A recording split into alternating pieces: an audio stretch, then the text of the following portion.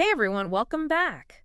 You know how much we love digging into the minds of the best, and this deep dive, let me tell you, it's a big one. Oh, yeah, we're talking about David A. Patterson. If you don't recognize the name, maybe Hughes Aircraft, UC Berkeley, or Google AI hardware rings a bell. Exactly. So this isn't just some random tech guru. The man's a legend, and he just released this article, Life Lessons from the First Half Century of My Career. Which, by the way, is packed with more than just how to build a faster chip, though he's done plenty of that. Right. So our mission for this deep dive is to pull out the most impactful advice from his 16 life lessons. And trust me, these are things everyone can use, even if you think RAM is just something sheep run into. That's where I come in. We'll connect the dots to why these insights matter for you, right here, right now. Okay, so Patterson kicks things off with what he calls the people stuff. Kind of like he's saying, before you go changing the world with tech, get your own house in order. And boy, does he ever. Like, he talks about this senior colleague at Berkeley who said, if I had to do it all over again, I wish I'd spent more time with my family. It's kind of haunting, right? And it gets you thinking, like, is it even harder to find that balance now with everyone expected to be always on? Totally. The pressure's immense. But what I find interesting is that for Patterson, this wasn't just some theoretical idea. This guy went all in on being present with his sons. We're talking Indian guides, Cub Scouts, assistant soccer coach. Yeah. The works? I mean, he jokes that one of his sons still accused him of never being around as a teen, which, like, classic parent move, right? Classic. But it does highlight how being there isn't just physically showing up. It's about engagement. But then Patterson drops this truth bomb, and I'm quoting here. No one's last words are, I wish I had spent more time at the office. Man, that'll give you chills. Okay, deep breaths, everyone, because he's just getting started. Next up, happiness. And this is where I really started nodding along.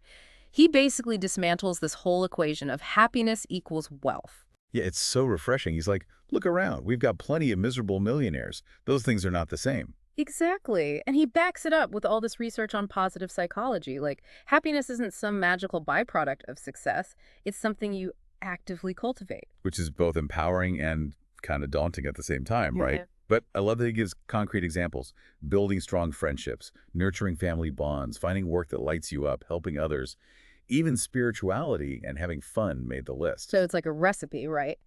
And what I found really cool is how this ties into his next big lesson, which is all about prioritizing people over projects. He talks about this book he read way back when about job satisfaction. And what he realized is that The people who found the most fulfillment were those who were in service of others. The doctors, the teachers, the mentors. People whose work inherently involved building those human connections. you got it. And he even shares the story about bumping into the former dean of engineering at Berkeley. This guy, after decades in the field, tells Patterson, what really mattered were the people, not the accomplishments. Like, how profound is that? It's huge because it's so easy to get caught up in the what, the awards, the promotions, the next big thing. But ultimately, it's the who that leaves the lasting impact. It really makes you think about what leaves a mark, you know? But okay, we've established Patterson's got his priorities, straight, family, happiness, the good stuff. But then how'd you actually navigate a career, especially in a field as intense as tech? And this is where his advice gets surprisingly practical. Oh, absolutely. Like lesson number 4 is a perfect example. He says, the cost of praise is small.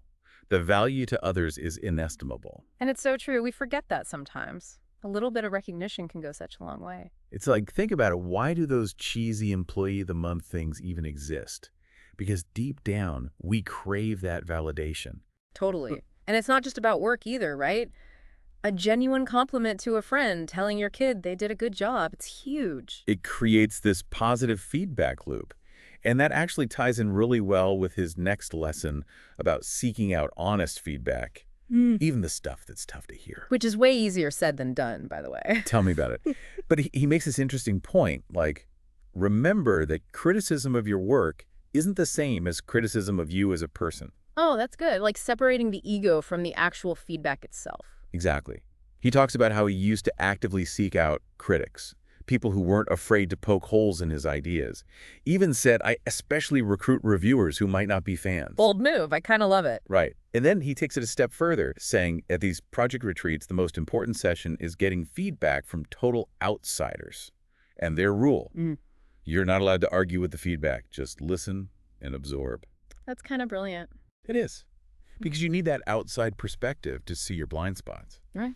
But okay, shifting gears a bit, Patterson then gets into this whole idea of benchmarks and how, for better or for worse, they shape an entire field. This one's fascinating. It is. He gives this example of a tech company that had this super rigid 10-step career ladder. Okay, I've seen those. Gets kind of political, who's moving up when. Exactly.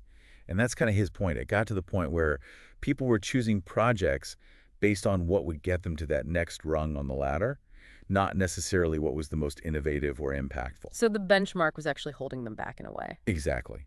And then he contrasts that with the culture at Berkeley, where he teaches, where the focus is on impact above all else.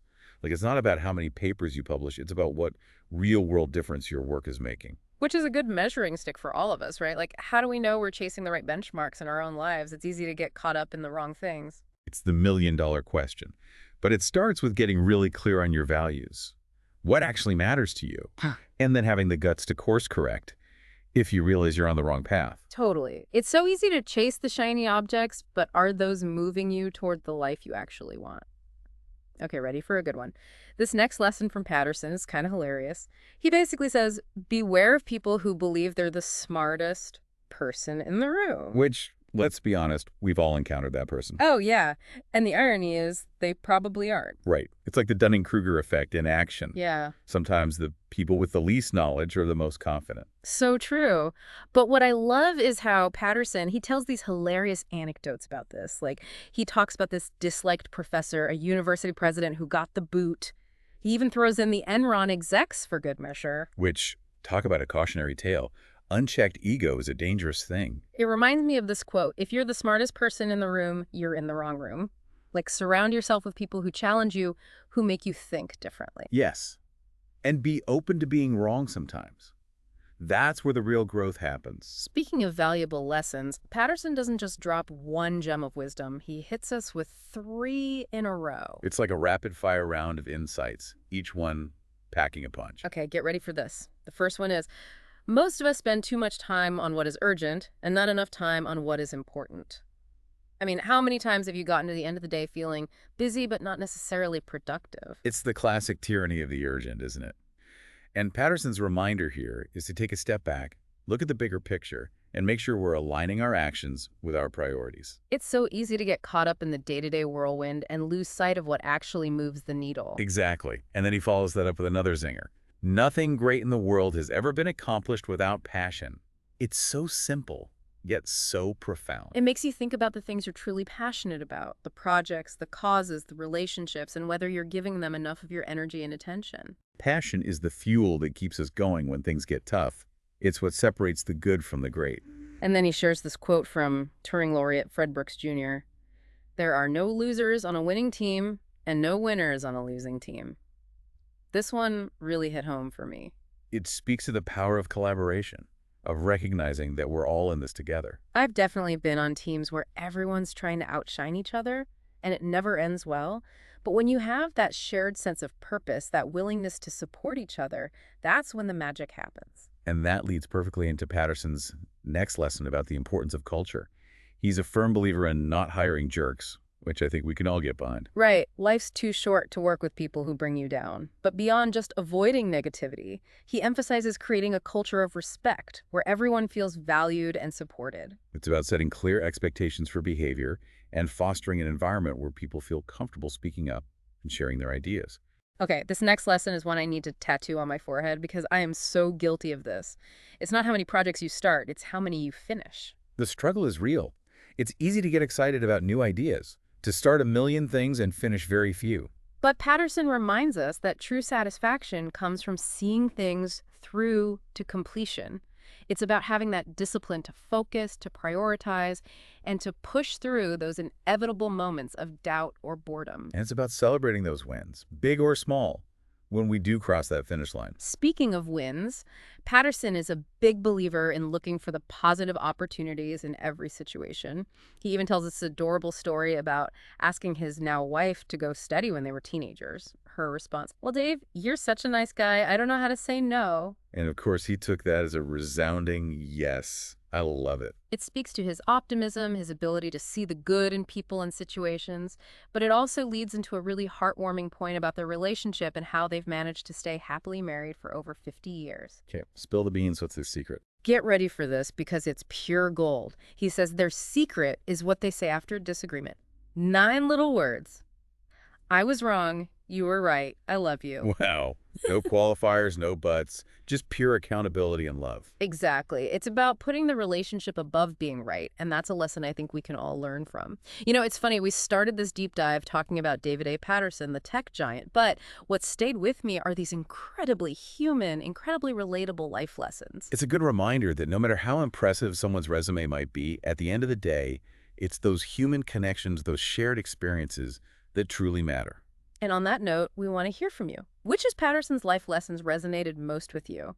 What will you take away from this deep dive? Let us know. Until next time, keep exploring, keep learning, and keep diving deep.